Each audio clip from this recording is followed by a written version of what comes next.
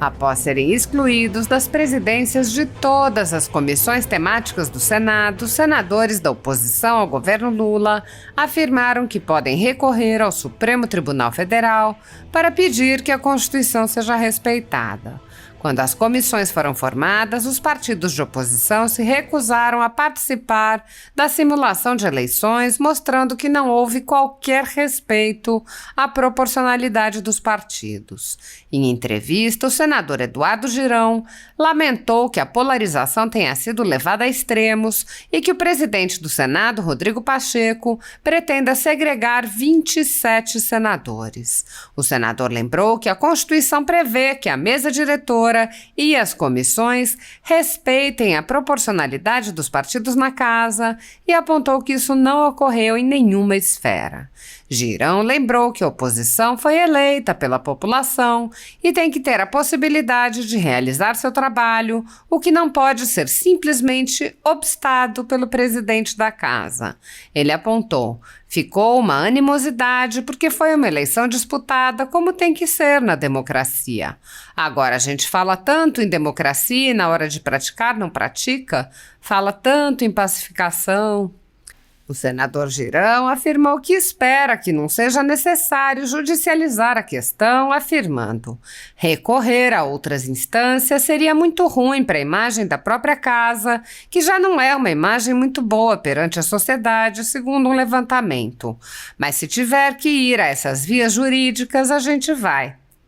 O senador Carlos Portinho, em entrevista, explicou que a Constituição prevê a proporcionalidade e, uma vez que não há respeito à Constituição, o caminho é a judicialização. Portinho disse: tudo tem um tempo de articulação, de maturação, e parece que falta esse bom senso. E na ausência do bom senso, como há uma violação de uma questão constitucional, isso tem que ser discutido no foro apropriado, até porque isso vale para hoje e vale para o futuro. O partido deve se reunir e ficar à vontade agora para adotar o caminho que garanta o que a Constituição obriga, que é a proporcionalidade. O Senado, cada vez mais, tem se mantido de costas para a sociedade, ignorando apelos da população para que cumpra seu papel e mantendo uma postura de absoluta subserviência ao Supremo Tribunal Federal. Apesar de alguns senadores, como o senador Eduardo Girão e o senador Lazier Martins, terem agido no limite de seus poderes para frear os atos autoritários de ministros das Cortes Superiores, a Casa Legislativa como um todo permanece cega, surda e muda, indiferente aos ataques à democracia, graças ao seu presidente, Rodrigo Pacheco, que engaveta todos os pedidos de impeachment de ministros de Cortes Superiores que chegam às suas mãos. Os senadores, há muito tempo, têm conhecimento dos inquéritos secretos conduzidos pelo ministro Alexandre de Moraes, utilizando delegados da Polícia Federal escolhidos a dedo para promover uma imensa operação de fishing expedition contra seus adversários políticos.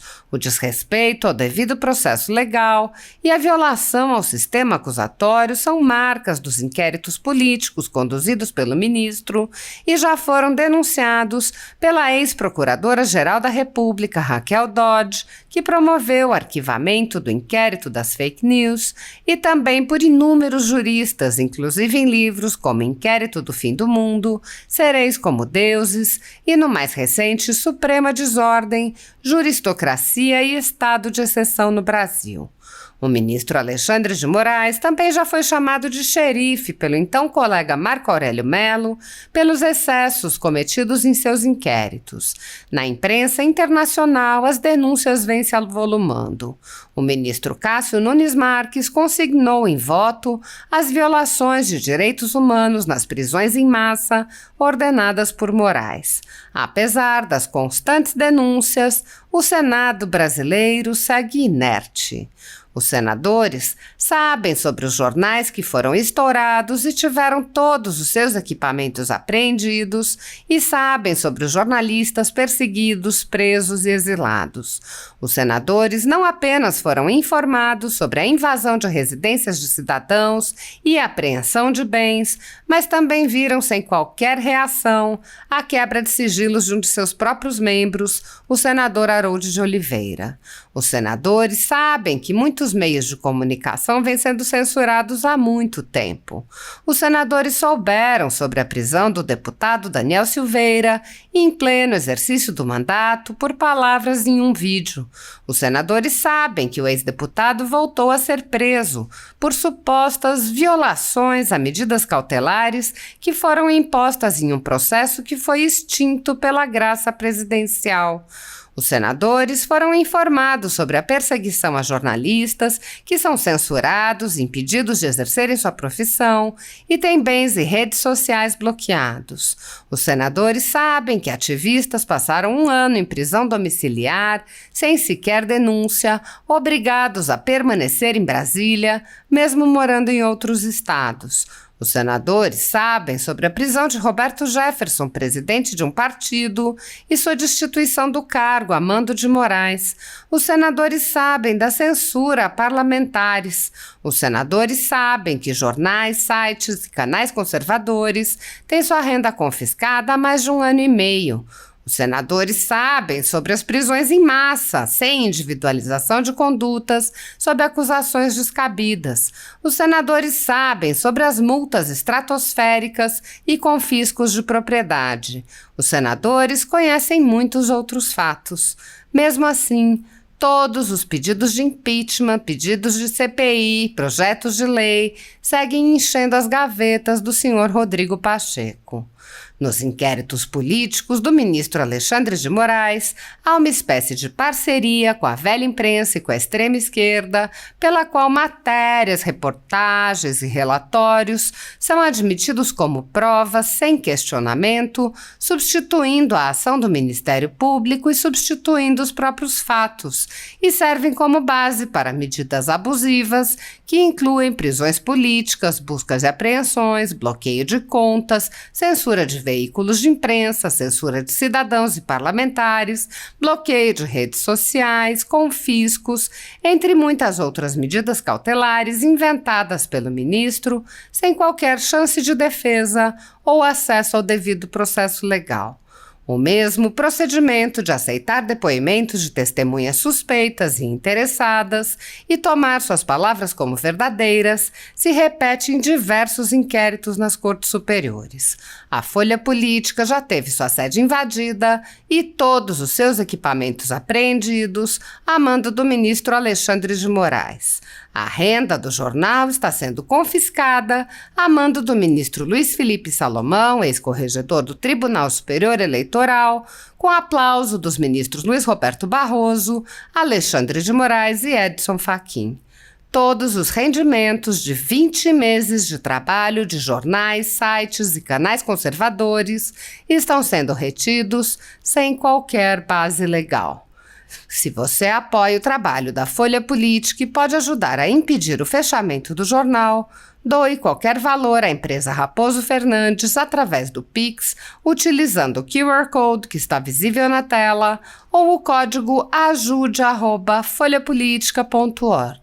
Caso não utilize Pix, há a opção de transferência bancária para a conta da empresa Raposo Fernandes, disponível na descrição deste vídeo e no comentário fixado no topo.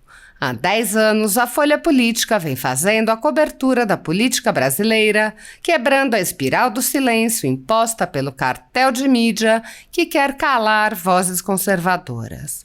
Pix ajude@folhapolitica.org. Assista. Muito ruim para o funcionamento da casa. Agora, tudo tem um tempo de articulação, de maturação, e me parece que falta esse bom senso, e na ausência do bom senso, a gente tem, como há uma violação de uma questão constitucional, isso tem que ser discutido no foro apropriado, até porque isso vale para hoje e vale para o futuro. partido deve se reunir e ficar à vontade agora para adotar o caminho, que é o caminho que garanta o que a Constituição obriga, que é a proporcionalidade. As comissões temáticas que foram instaladas, os senadores eleitos presidentes, eles são indicados dos blocos Democracia e Resistência Democrática. O pedido ao STF, se ele ocorrer, ele vai em que sentido? Olha, Carla, em primeiro lugar é muito triste, né? Você vê uma polarização que a gente viu nas eleições presidenciais, você vê famílias tendo pai que não fala com o filho, irmão que não fala com o irmão por causa de política. E a gente vê uma casa onde a maioria tem cabelo branco, de sabedoria, tendo uma guerra interna. Porque essa é a verdade. Teve uma eleição aqui que foi disputada, mas ela já passou, ela acabou, ganhou. Mesmo que a mídia possa ter colocado na época que teve ministro do Supremo ligando para pedir voto para senador, o governo Lula entrando com entrega de cargos, recriando instituições que iriam fechar para acomodar, para ajudar na eleição, isso passou. Tem um vencedor e o vencedor é o presidente reeleito Rodrigo Pacheco. E nós temos que aceitar isso. E eu percebo que se ficou uma animosidade, porque foi uma eleição disputada como tem que ser na democracia. Agora, a gente fala tanto em democracia, né? E na hora de praticar não pratica. A gente fala tanto em pacificação, né? E o próprio presidente Rodrigo Pacheco, no seu discurso, fez questão de falar 5 vezes a palavra pacificação, inclusive sobre a casa, acabar com nós contra eles. Mas até agora, eu espero o bom senso, eu confio na capacidade de reflexão de todas as pessoas, inclusive de senadores principalmente, que têm uma vida, que têm uma responsabilidade de obedecer uma proporcionalidade histórica para que a oposição tenha espaço para fazer o seu trabalho. Então, eu acredito nessa sensibilidade, ainda está em tempo, mas a questão de recorrer a outras instâncias, o que seria muito ruim para a imagem da própria casa, que já não é uma imagem muito boa perante a sociedade, segundo o levantamento, mas que se tiver que ir a essas vias jurídicas, a gente vai. Mesmo que fique uma jurisprudência para o futuro, né? Mas precisamos buscar os direitos da oposição. Quando o senhor fala ainda dá tempo, significa o quê? Que a oposição tem esperança de que outras comissões temáticas sejam criadas? Desde que não tenha gasto público para o contribuinte, né? Na Câmara dos Deputados você tem mais comissões, você tem comissões temáticas que aqui não são contempladas e que pode ter um trabalho específico de remanejamento. Aí é um trabalho, e o presidente Rodrigo Pacheco é muito habilidoso nisso, de procurar ver juridicamente o que é que dá para fazer, né, internamente, porque é uma decisão da mesa diretora, e se desmembrar, por exemplo, comissões ou criar comissões sem ter novos gastos para o Senado, aproveitando o orçamento já aprovado do Senado, para que a oposição possa ser respeitada. Porque a regra da boa convivência é o respeito. Essa é a regra da boa convivência. E são 23 senadores, Carla. Você que está nos assistindo, brasileiro, são 23 senadores da oposição. Olha, você pegando aí 23 para 81 senadores, é um número representativo, eles não podem. Aí tem aquela passagem bíblica, os humilhados serão exaltados. E tem outra passagem bíblica também, que Jesus falou que uma casa dividida, um reino, uma casa dividida, ele cita a palavra casa, não subsistirá. Então, será arruinada. A gente não quer isso para o Senado, pelo contrário. Agora, o gesto tem que ser feito do vencedor, né? E nós estamos querendo a pacificação, né? Essa oposição, esses 23 senadores que estão se sentindo desrespeitados, estão querendo ainda, buscando a pacificação, e eu acredito que o bom senso tem tudo para prevalecer, basta a vontade de ceder. Quais seriam essas comissões e quantas seriam, senador? Olha, os blocos de oposição, pela proporcionalidade que sempre foi obedecida aqui, é bom que a gente pontue novamente, e na mesa não foi. A mesa já está nós não estamos nem questionando a mesa já não foi obedecida a proporcionalidade dos partidos. Foi colocado as pessoas próximas ao presidente. Eu espero que seriam quatro comissões que seriam para a oposição, pela proporcionalidade. Quais são os partidos que estão nessa proporcionalidade, que não foram atendidos? O PL, que tem uma bancada grande aqui de senadores, o Republicanos, o PP e o Novo, né? Então, esses partidos, de forma muito serena, vamos dizer assim, de forma equilibrada, estão pedindo essa